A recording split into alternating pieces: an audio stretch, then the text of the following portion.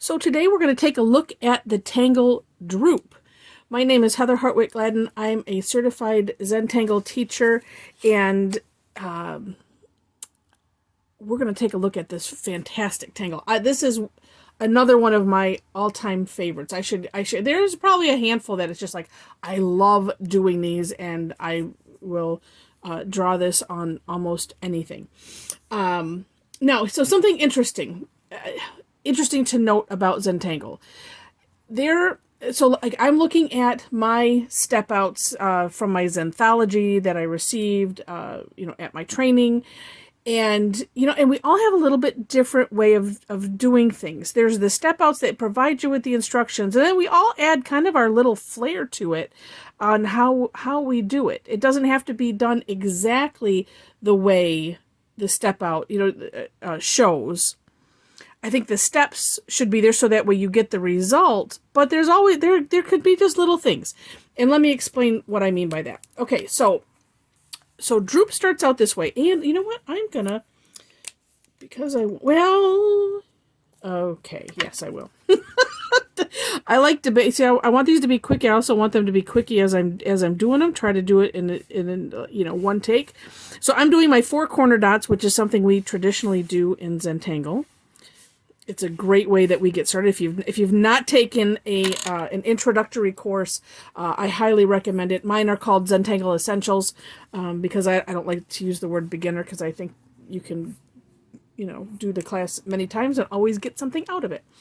Anyway, so that's how we start a towel, to get us working on the towel. It gives us a space to work in. Now, this tangle starts off as an asterisk, essentially. So I'm going to, which way I want to start? I'm going to start this way. So I'm going to draw a line across in the middle, and then crossing that, making 4 quadrants. Then we're going to cross that again.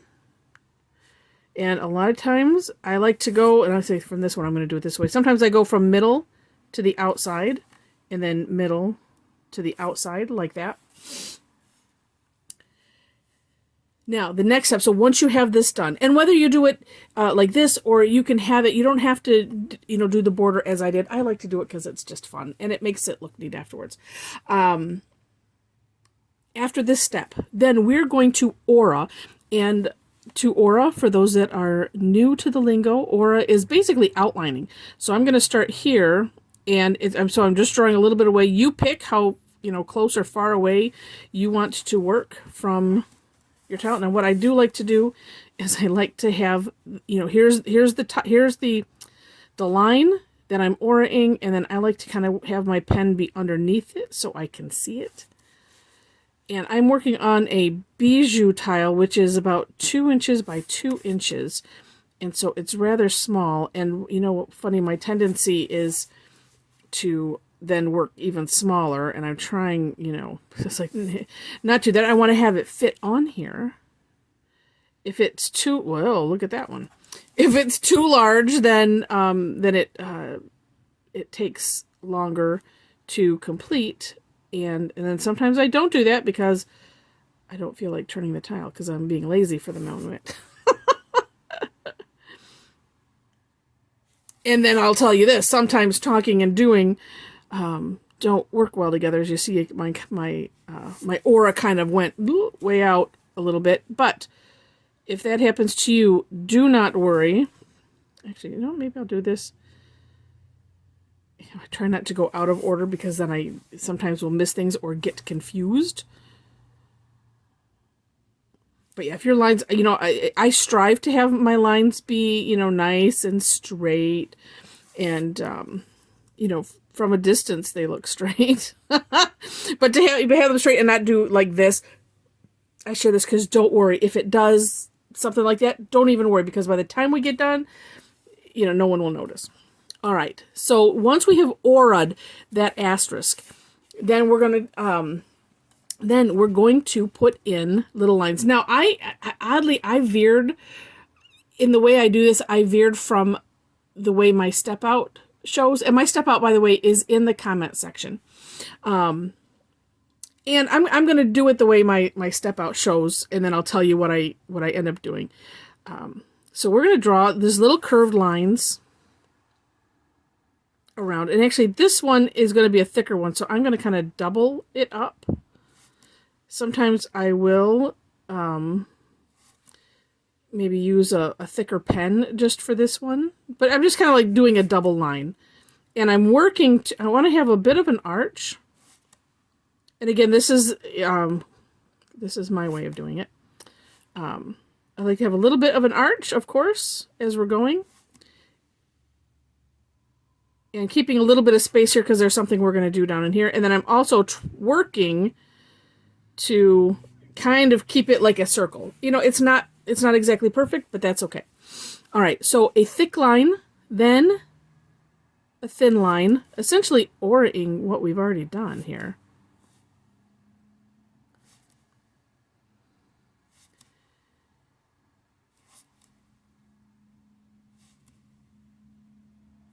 And sometimes you can kind of get in this nice groove, so you're just turning like that, and it's, you know, kind of machine-like. And then we're going to go a little ways out and do the same thing. A nice arch line. Sometimes I will do, say, 2 lines, and then just color in. It's up to you.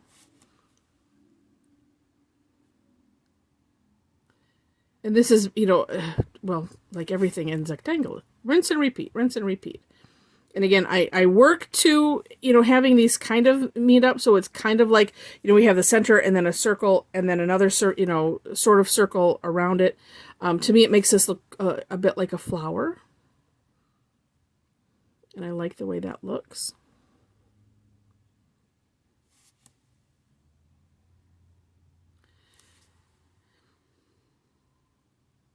And sometimes it's like that one kind of got away from me, that little arch. But, you know, the thing about coloring stuff in, filling in, is course correction number 1 in my book.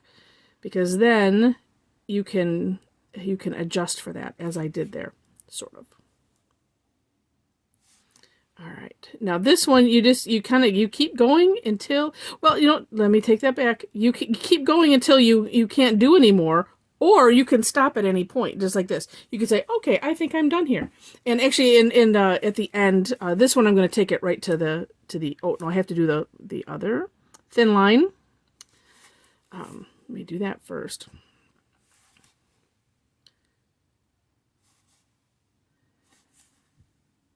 But yeah, you can do it until you have no more space and just work with what you have. Or, like I said, you can leave it like this and have those stems going. But I do like to, that's actually for me part of the weird fun of doing, especially a curvy border, is that I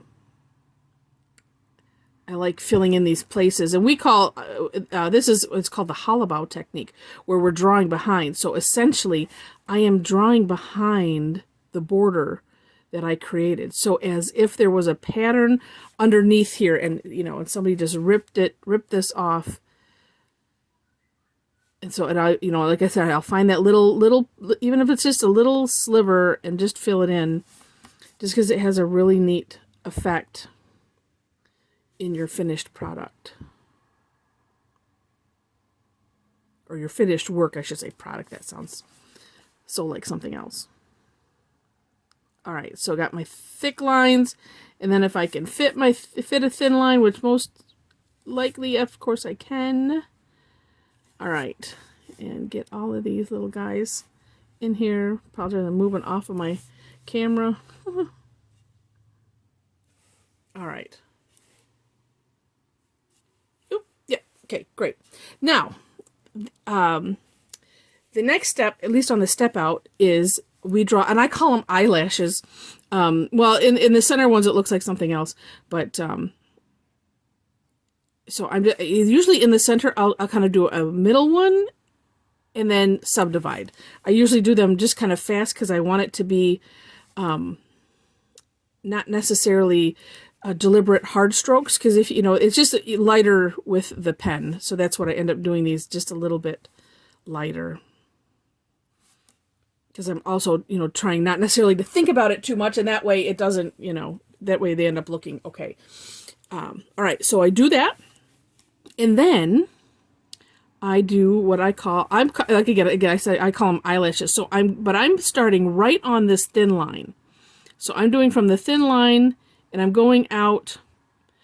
I'm not going up to that thick line. I'm just, you know, I pick it as maybe a little bit more than halfway.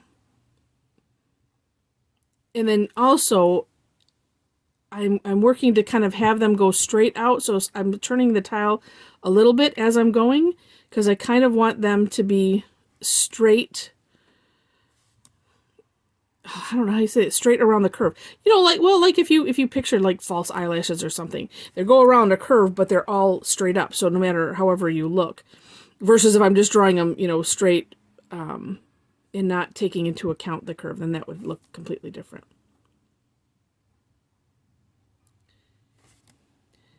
And I do like to go from the line out, because when you pick up your pen, it kind of tapers off a little bit, versus the other way where, you know, when you put your pen down, then there's that, it just has a different look.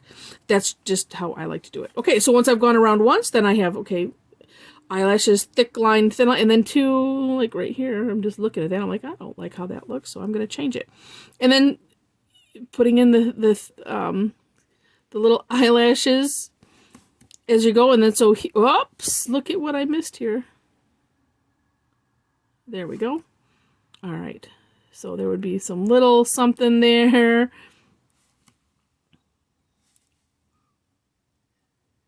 Always find something that, you know, even though I try to kind of go into an order, you always find something as you go.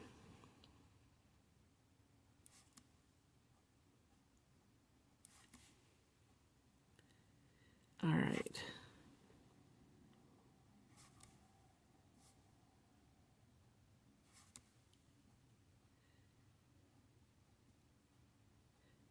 And sometimes I don't necessarily try to like make these spaces wider as I go out. Sometimes it just happens.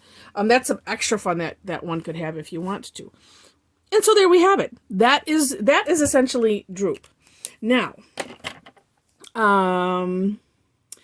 let me hit on, well, you know, before I do shading, because I want to show you. So this is how, and I don't know how I ended up, I must have seen it somewhere or something and saw it like this, or I don't know. I just don't remember. I just remember always doing it this way. And so when I look at the step out from Zentangle, it's a little bit different. And so I decided, and well, I did this on my own because I again, trying to make these quick. And then also I've never tried it this way, and I've been wanting to, and I'm like, well, let me just try it and see if it works. And that way I can just show you. So this is how it looks in our Zenthology. So it is with curved lines. And so all I did here, so it's just so that way you know, because you saw how I did it like this. It's the same concept, except when I'm taking my pen, you know, and I have this, you have the natural curve if you have your hand here. So I did one line, you know, I did, oh no, basically a crisscross. So cross, cross, and then, you know, and cross. And I did the same thing. It's just I did it with the curve. And I didn't worry about if it, you know, I did it wherever it met up in the middle. So I wasn't worried about having it being like, say, dead center or close. And then this one, so what was interesting is this, so besides the curve lines, then the aura-ing, all of that's the same. But this one, they drew single lines and then went back and, you know, kind of like what we did here. And for the most part, let's say, and I didn't get it so much here, but where you could, you know, leave it thin on the edges and then, you know, just kind of thicken the middle a little bit. But that's up to you. But the bigger thing is that these straight lines, the eyelashes, they have them just in the center. So not touching really either side, but just hanging out there in the middle. So I wanted to share, it's like, it's two ways to do it. And it's really neat. And like I said, I don't know how I ended up, you know, having it that way, but that's what I did. So for shading, let's see, it doesn't matter which one I do. I can actually do both of them. What I like to do on this, oh, you know what? Let me do this the two ways. Or I can probably do the two ways on one. Okay. I'm just going to do this way first, because as I'm looking at that, I'm like, oh, I've never tried it this way. And I'm gonna. So I'm putting graphite on just one side of each, in each space. And I'm doing it on the, as I'm looking at it, you know, down this way, I'm putting it on the left side. And doing that just consistently. And then I'm going to take my tortillon. And because this is a little tile, I'm just going to smudge it. I'm pushing it along like this. And I'm working to keep it out of those, the asterisk part. Normally I would do like this, and I do little, well, that still would work. It just brings it out a little bit too much into this space. And because I made it a little space, I just have to be mindful of it, because what we are looking for in Zentangle with the shading is the contrast and the pop. And so when what's dark kind of sinks down. So as I'm doing this, I'm sure, yeah, you can see how it's like it's curving into that, you know, into that side. Okay. And so that is one way you can do it, which is actually kind of neat. It adds it just adds a little bit of depth on that one side, and is kind of cool. Yeah, that is just neat. What you can also do, and let's see. Well, I'm going to do it so that way you can kind of see how it changes. So it's okay, like, see this? Okay, mark that in your mind. And then, because this is the way I like to, and I might use that more because that is kind of neat, is I put graphite on both sides. And so now I'm just putting, and I'm just doing a small line and of graphite. I'm using a little golf pencil because it's what I have handy at the moment. All right. And then same thing.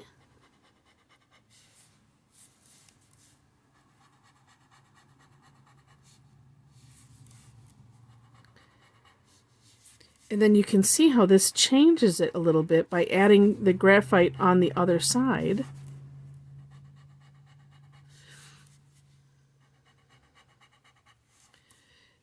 And also because this is, it's so narrow down here in the, in the center, we're not gonna, we can't avoid having that just be dark.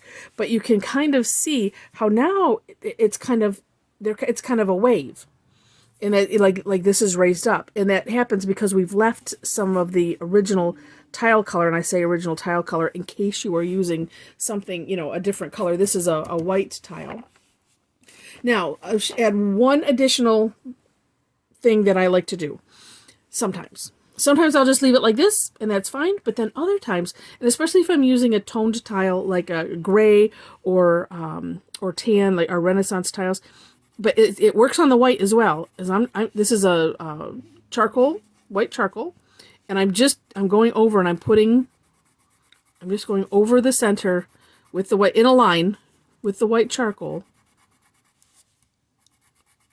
And really, mostly what it's doing is it's going over that black, what I've already drawn. But you can see how that adds some shine to it. So it makes it kind of curve even more so. So that is Drupe. Drupe 2 ways. Let me show you real super quick. Well, here it is on a... well, actually, it's not even a tone tile. This is a piece of an old book. It's a class that I do called Affirmation Tangles, and we have fun with it. This one I start with a gem in the center. So instead of doing this, and this is another tile that I have done, it's just a little bit bigger format than what I had done. But we'll put a gem in, and then we'll start the asterisk and go from there from around that gem, and then also. When I have occasion to go to the beach, I like to do this one on rocks. So, and then hashtag Tangle Addicts. If you go up to Empire Beach and you happen to find some tangled rocks, I don't.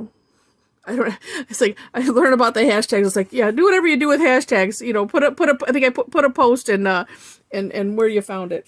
So anyway, so that's some fun that I like to have with Drupe. I actually have a plastic pumpkin, but it's a little too big to fit underneath my camera. I'll try to snap a shot of it so that way we can post it. But I have it almost on like one half of that the side of a pumpkin. It's just a really, really fun tangle. And again, oh, notice, so here I decided to keep these stems coming out, and I actually have them going into some of my other favorite tangles. But you can just, leave it like that, or you can do like this where you, fit the whole thing. Actually, on the rock, I did that too, where, I didn't completely take it. I left some of those stems, which actually, that just has a neat look just in and of itself, where you just leave that hanging out. So